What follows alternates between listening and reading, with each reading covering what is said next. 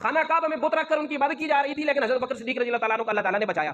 फिर जब जवान हुए, हुजूर सल्लल्लाहु अलैहि वसल्लम के साथ दोस्ती हुई, तो ख्वाब देखा कि चांद जो है वो टूट गया है और उसके टुकड़े मुख्तलिफ घरों तक पहुंचे, और फिर वो उन सब घरों से इकट्ठे होकर पूरा चांद मेरे पास आ गया है, मेरी गोद में आ गया।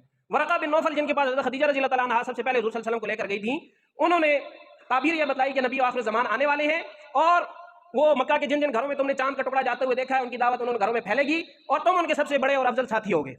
और फिर गए शाम के सफर पर, वहाँ बुहैरा राहिब नामी एक पादरी, उसके जो चर्च था उसके बाहर क़याम करते थे काफिले, उन्होंने क़याम किया। वहाँ पर फिर ख्वाब देखा कि सूरज और चांद दोनों गिरकर ज़मीन पर आ गए हैं, और एक हाथ से मैंने चांद को पकड़ लिया, एक हाथ से सूरज को पकड़ लिया, दोनों को अपने पास चादर में छुपा लिया।